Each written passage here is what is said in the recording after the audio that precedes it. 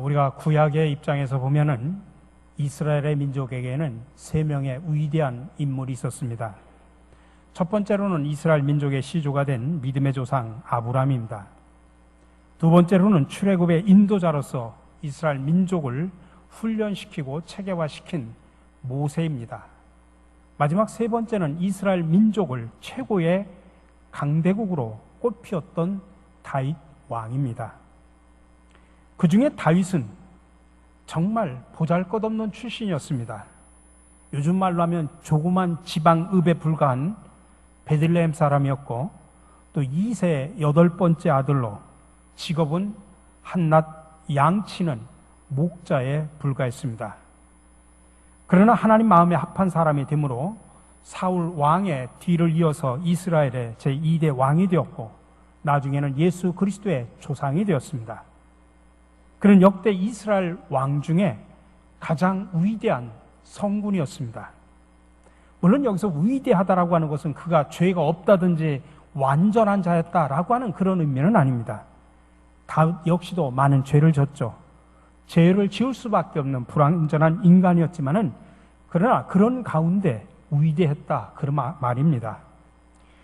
오늘 이 아침에 우리가 읽은 이 본문 말씀은 다윗이 그의 인생을 맞춰갈 즈음에 그의 입을 통해서 흘러나온 마지막 유언의 고백인 동시에 하나님께서 다윗에게 들려주신 마지막 예언의 말씀입니다. 다윗은 목동으로 출발해서 이스라엘을 침노한 블레셋의 최강의 용사 골리앗을 무찌르고, 이후로 이제 사울 왕과의 목숨을 건 투쟁 끝에 이스라엘 최고의 군왕의 자리에 오릅니다. 그리고 생애 마지막 순간에 다윗은 하나님과 함께 걸어온, 하나님의 이끄심을 따라서 걸어온 지금까지 자신의 살아온 과거의 인생을 회고하면서 그 비상한 하나님의 섭리를 오늘 읽은 이 본문 짧은 7구절 속에 아주 심오하고도 간결하게 지금 고백을 하고 있습니다. 첫 번째, 다윗은 인생 최후에 정말 행복한 고백을 하고 있습니다. 오늘 말씀이 다윗 왕의 최후의 고백입니다. 근데 아주 행복한 고백입니다. 1절 말씀입니다. 제가 세번역 성경으로 읽어드립니다. 이는 다윗의 마지막 말이라. 이세 아들 다윗이 말하며 높이 세워진 자, 야곱의 하나님께로부터 기름 부음 받은 자, 이스라엘의 노래 잘하는 자가 말하노라. 여기서 자기를 높이 세워진 자라고 표현합니다. 다시 말하면 하나님의 은혜로 내가 존귀한 자가 되었다라고 하는 고백입니다. 아까도 말씀드렸듯이 다윗은 평범한 목동이었습니다. 근데 지금 높이 세워져서 이스라엘의 왕이 되었습니다. 왕이 세습하는 그런 시대의 일이었습니다. 자기가 귀족의 아들도 아닌 그런 정말 보잘것없는 목동 출신이 지금 최고의 자리에 올랐습니다. 그래서 다윗은 자기 자신을 2세 아들이라고 표현합니다. 평범한 농부의 아들이라는 고백입니다. 자신의 근본을 미화시키지도 않습니다. 오히려 낮은 자를 높여주신 주님을 찬양할 뿐입니다. 또한 야곱의 하나님으로부터 기름 부음 받은 자라고 표현하고 있습니다.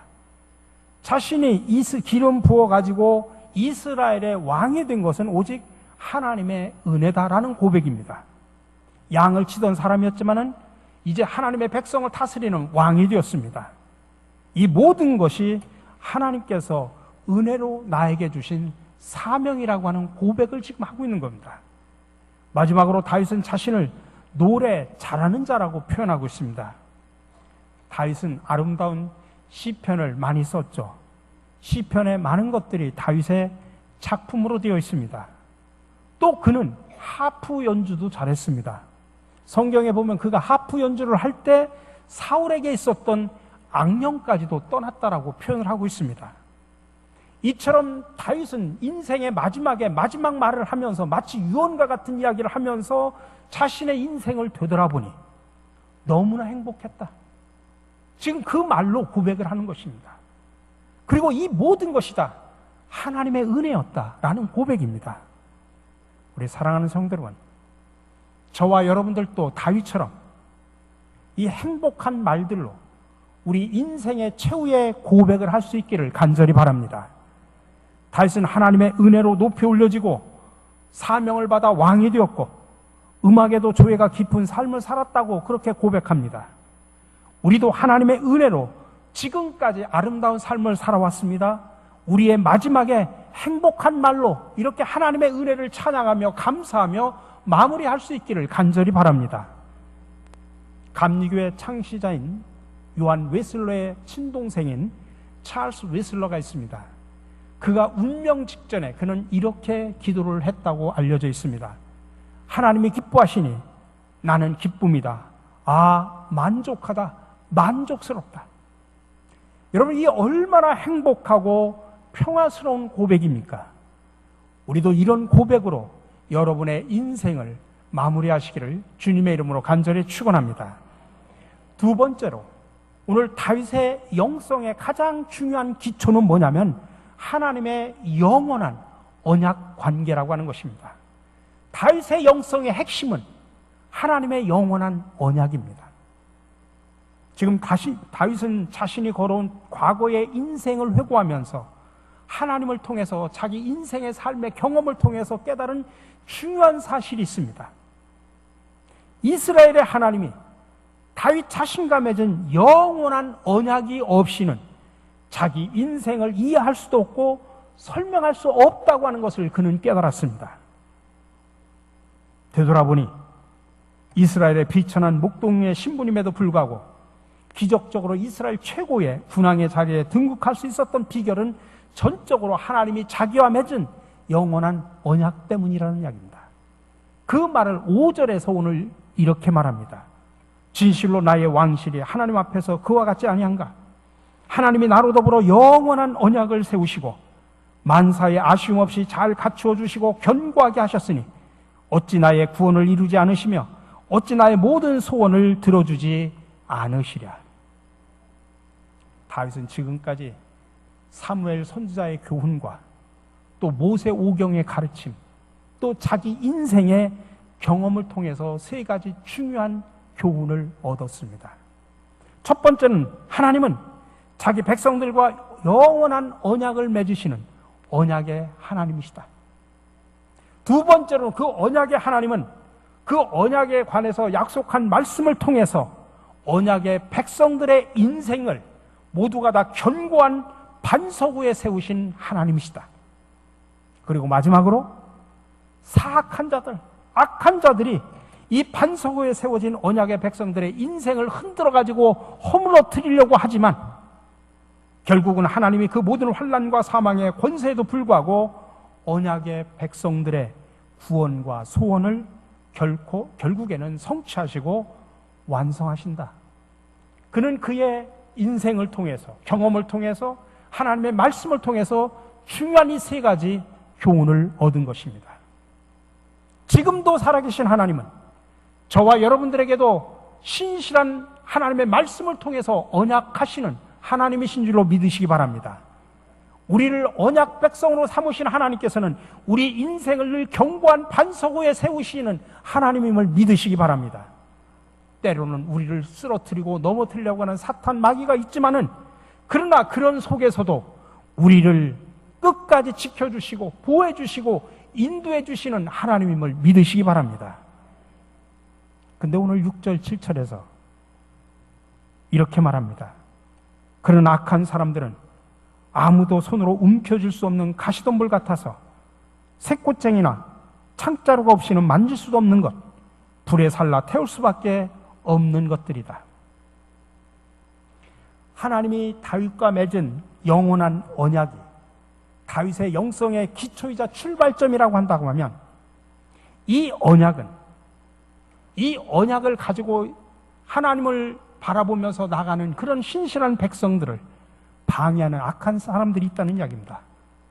그래서 이들로 인해서 수많은 고난을 당하지만 그 고난의 용광로 속에서 정금처럼 단련되는 그런 영성을 다윗은 가지고 있다고 하는 그런 고백을 하는 것입니다. 그리고 다윗은 오늘 마지막 유언의 메시지 속에서 하나님이 자기들과 맺은 영원한 언약을 뒤흔들고 무너뜨리려고 하는 악한 사람들이 있다, 그렇게 표현합니다. 이들은 어떻게 표현하냐면 마치 손으로 쉽게 잡을 수 없는 그런 가시나무 같은 존재들이고 새꾸쟁이나 창자루 같은 강력한 권능으로만 통제가 가능한 사람들이다. 그래서 오직 하나님만이 이들을 일순간 불사를 수 있을 뿐이다라고 그렇게 지금 고백을 하고 있습니다. 그러니 여러분, 다윗은 정말 하나님과 맺은 그 언약을 갖고 그 언약을 가지고 그 언약을 따라서 믿음 가운데 살아왔던 다윗은 그 수많은 고통 속에서도 끊임없이 변함없이 살아왔던 것은 그 언약을 붙들고 또 그 언약 속에서 그냥 왕실에서 편히 앉아가지고 그 언약을 통해서 그가 훈련받은 것이 아니라 이 고난의 현장 속에서 수많은 무너뜨리려고 하는 수많은 악한 사람들이 있는 그 가운데 그 어려움 속에서 그 현장에서 바로 다윗의 영성은 배워진 것이다라는 이야기입니다. 다윗은 어느 날 목동의 신분으로 사무엘 선지자로부터 기름 부음을 받은 직후부터 이제 영원한 하나님 나라를 들어가는 지금 마지막 최후 순간을 눈앞에 두는 인생의 마지막 순간까지 그 언약을 뒤흔드는 악한 자들과 끊임없는 갈등과 고난의 삶을 살아왔습니다. 근데 다윗의 인생 속에서 이렇게 영원한 언약을 뒤흔드는 악한 자들은 두 부류로 나눌 수가 있습니다. 첫 번째는 다윗과 지속적으로 대립각을 유지하면서 정말 일평생 다윗의 목숨을 노렸던 사울왕이 악한 사람 중에 한 부류입니다. 또 하나는 다윗과 정치적으로는 함께하면서도 하나님의 뜻을 구현하는 것을 늘 방해를 했던 다윗의 측근들이 있었습니다. 다윗의 가족도 있었고 다윗의 신하들도 있었습니다. 바로 이들과의 갈등으로 인한 고난 속에서 때로는 흔들리면서 때로는 정금처럼 단련되고 형성된 게 바로 다윗의 영성입니다. 다윗의 생애 속에서 사울왕은 마치 정치적인 라이벌처럼 보입니다. 하지만 커다란 구원사의 관점에서 보면 사울왕은 하나님 나라를 대적하고 하나님의 언약을 무효화시키려고 하는 사탄과 마귀의 권세를 상징합니다. 다윗은 일평생 그리고 사울왕이 죽는 순간까지 절대로 극복할 수 없었던 과제가 하나 있었습니다. 그것은 뭐냐면 사울왕도 기름 부어가지고 왕이 되었습니다. 여호와의 기름을 부은 자가 바로 사울왕인데 그래서 기름 부음 받은 자로서 하나님의 공의를 이 땅에 마땅히 실현시켜야 되는 책임을 맡은 자인데 왜 도대체 내가 무슨 잘못을 범했다고 내가 무슨 악이 있기에 사울왕은 그토록 내 목숨을 빼앗으려고 하는가? 사무엘 선지자를 통하여 내 머리에 기름을 부으시고 지도자로 삼으신 것이 분명 하나님의 뜻임에도 불구하고 사울왕이 계속 자기를 정치적인 라이벌로 착각을 해서 자기 목숨을 찾는 것이라면 다윗은 사울왕의 위협을 어떻게 방어를 해야 됩니까? 어느 날 기회가 왔습니다.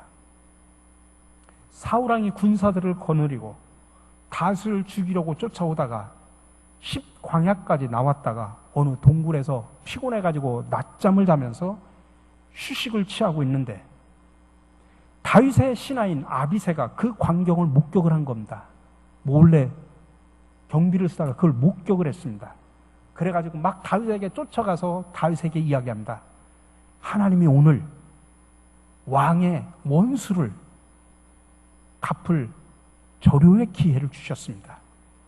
그렇게 이야기를 하면서 한 가지 아주 치명적인 요청을 제시합니다. 사무엘상 26장 8절에 보면 이렇게 말합니다. 제가 그를 당장 창으로 찔러 땅바닥에다 박아놓겠습니다.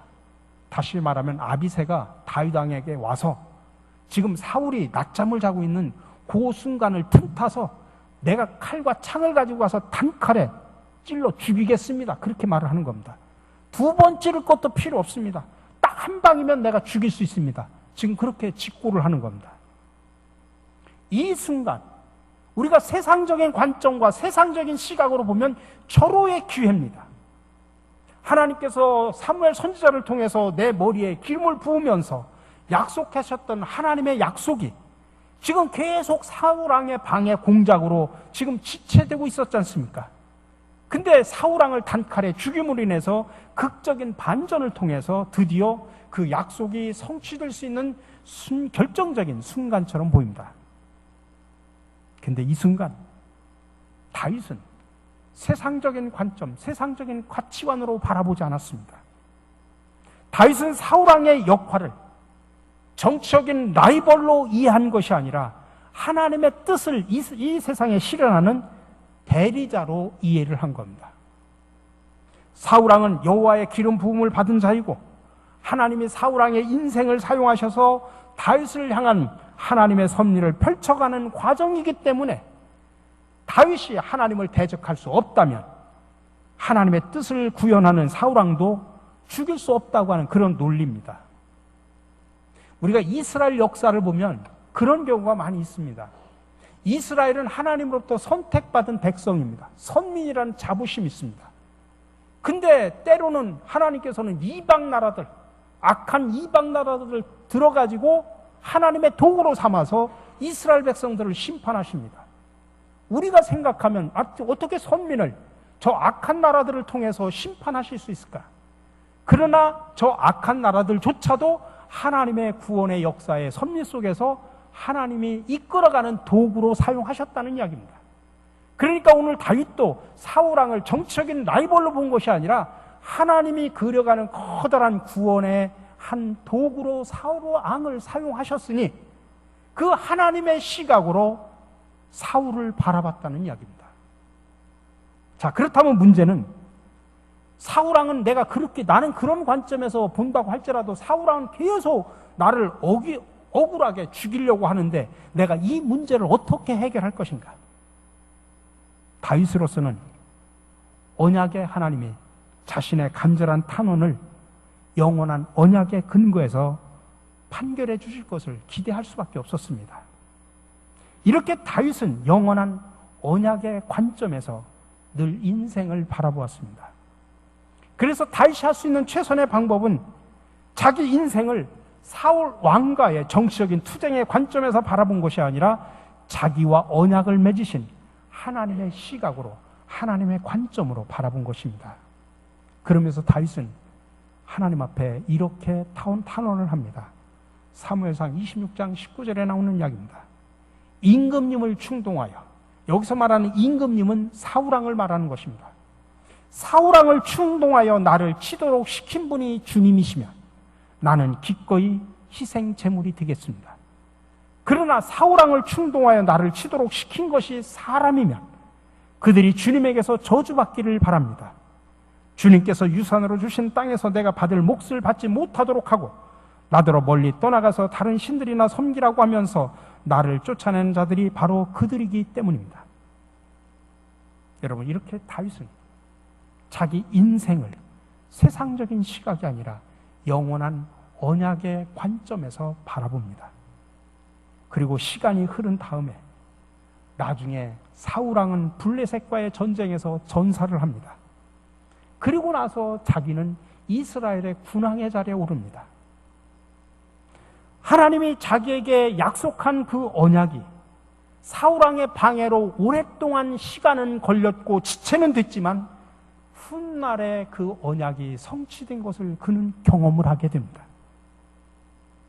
사랑하는 성도 여러분, 그러므로 우리가 맞서야 될 상대는 지금도 나를 핍박하고 나를 어렵게 하는 그 괴롭히는 원수가 우리의 상대가 아닙니다. 우리는 하나님의 시각으로 세상을 바라보고 하나님께서 나를 여기까지 인도해 주셨노라고 고백할 수 있는 그런 영안이 열려져야 됩니다. 지금 이 순간에 나의 앞길을 가로막고 나를 힘들게 하고 나를 고통스럽게 하는 사람, 세상적인 관점으로 보고 세상적인 시각으로 바라보면 나도 보복하고 원수 나도 죽여버릴 수 있고 할 수 있지만, 그러나 그런 세상적인 시각이 아니라 하나님의 시각으로 바라볼 수 있는 영안이 트여져야 된다는 이야기입니다. 이런 영안이 열려서 오히려 원수를 내가 갚는 것이 아니라 하나님 앞에 탄원할 수 있는 저와 여러분들이 되시기를 주님의 이름으로 간절히 축원합니다. 그래서 마지막으로 다윗은 공의와 자비로 나라를 다스리게 됩니다. 하나님의 공의와 자비에 관한 말씀이 다윗에게는 정치를 하면서 그의 인생의 정치와 삶의 지표와 기준으로 작용을 합니다. 오늘 3절 4절에서 말합니다. 이스라엘 하나님이 말씀하셨다. 이스라엘의 반석께서 나에게 이르셨다. 모든 사람을 공의로 다스리는 왕은, 하나님을 두려워하면서 다스리는 왕은 구름이 끼지 않은 아침에 떠오르는 맑은 아침 햇살과도 같다고 하시고 비온 뒤에 땅에서 새싹을 돋게 하는 햇빛과도 같다고 하셨다. 결국 다윗은 언약의 하나님을 믿고 순종하면서 이스라엘 백성들을 공의와 하나님을 두려워하는 마음을 가지고 이스라엘 백성들을 다스렸다는 이야기입니다. 어떻게 이런 일이 가능했을까요? 다윗이 천성이 날 때부터 하나님의 마음에 합했다든지 아니면 공의로운 성품을 가지고 자비로운 성품을 가지고 태어났기 때문일까요? 아닙니다. 거룩하시고 공의로우신 하나님께서 사무엘 선지자를 통해서 그리고 모세 오경 말씀을 통해서 어느 날 다윗에게 찾아오셔서 약속을 하셨습니다. 내가 너를 높이 세우겠다. 내가 너를 높이 세우겠다. 다윗은 그 말을 처음에 들었을 때 그 말의 의미를 제대로 깨닫지는 못했습니다. 또 그 말의 결론이 어떻게 될지도 기대하지도 않았습니다. 그러나 마음 한구석에서 그 말씀에 대한, 언약의 말씀에 대한 신뢰감이 조금씩 쌓여가고 믿어지고 또 믿어지는 만큼 헌신하기 시작을 합니다. 때로는 과정 속에서 사울왕의 핍박 때문에 또 압살롬의 배신 때문에 의심이 찾아오기도 하고 절망에 빠질 때도 있었습니다. 하지만 그럴 때마다 다윗은 하나님의 약속을 부여잡고 하나님께 이 약속이 성취되게 해달라고 간절히 기도하면서 그 힘든 세월을 견뎠습니다. 그리고 시간이 흐른 다음에 결국은 다윗은 하나님이 약속하신 바로 그 자리에 오르고 말았습니다. 그러니 다윗 개인의 경건과 다윗 개인의 특별한 열심과 능력이 아니라 그 이전에 먼저 하나님이 다윗과 언약을 맺으시고 다윗에게 계속 말씀하시다 다윗의 마음속에서 그 말씀이 생각나고 또 성령이 감동을 주시니까 그 마음속에서 특별한 열심과 헌신이 나타나게 된 것입니다. 그래서 하나님이 주도하시고 다윗은 따라간 것입니다. 사랑하는 성도 여러분, 오늘도 하나님의 영원한 언약의 목표는 언약의 백성된 저와 여러분들이 하나님의 영광에 동참하는 것이고 또 언약에 대한 신실한 믿음을 가지고 이 고난과 역경을 이겨내면서 하나님의 시각으로 힘든 현실의 상황을 바라보고 하나님께서 여기까지 나를 인도해 주셨노라고 고백할 수 있어야 됩니다. 그리고 세상에 흩어져서 여러분들 각자의 삶의 자리 속에서 하나님의 기뻐하시는 공의와 자비를 실천하는 것입니다. 다윗은 사울왕의 핍박 속에서 그리고 압살롬의 배신 때문에 하나님의 그 언약에 대해서 때로는 의심이 찾아오기도 하고 때로는 절망에 빠질 때도 있었습니다. 그러나 다윗이 넘어지지 않은 것은 항상 그 언약의 약속을 부여잡았습니다. 그리고 하나님 앞에 이 언약이 성취되기를 간절히 기도하면서 그 힘든 세월을 견뎠습니다. 그리고 그 고난과 역경을 그는 세상적인 시각이 아니라 하나님의 시각으로 바라봤습니다. 그리고 다윗은 이스라엘 백성들을 공의와 하나님을 두려워하는 마음으로 다스렸습니다. 이게 바로 기독교의 영성이고 이게 바로 다윗의 영성입니다. 여러분, 우리가 믿는 하나님은 살아계신 하나님인 줄로 믿으시기 바랍니다. 다윗에게 영원한 언약을 해주신 하나님은 오늘 저와 여러분들에게도 하나님의 말씀을 통해서 영원한 언약을 해주셨습니다. 내가 너를 높이 세워주리라. 내가 너를 높이 세워주리라. 하나님은 새 언약의 백성이 된 저와 여러분들을 향하여 말씀하십니다. 근데 그 언약이 내일 이루어질 수도 있고 모레 이루어질 수도 있고 10년 후에 20년 후에 마지막 순간에 이루어질 수도 있습니다.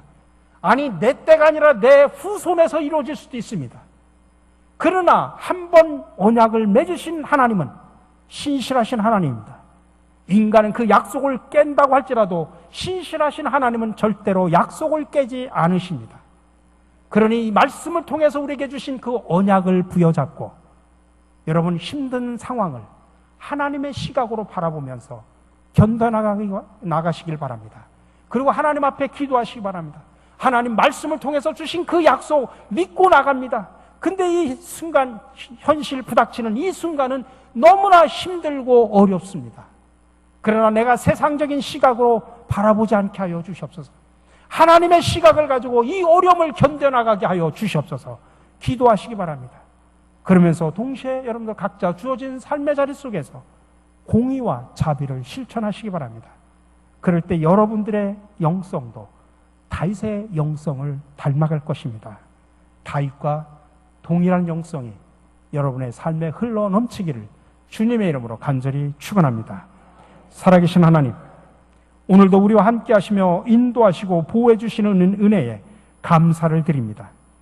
그러나 현실에서 부닥치는 많은 어려움을 당할 때마다 우리는 언약의 하나님을 의심하며 절망하기도 합니다. 그럴 때마다 우리에게 하나님의 시각으로 고난을 바라볼 수 있는 영안을 허락하여 주시옵소서. 그리고 변함없이 공의와 자비로 세상의 삶을 살아가게 하여 주시옵소서. 이 땅에 오셔서 새 언약의 백성이 되게 하신 예수 그리스도 이름으로 기도드립니다. 아멘.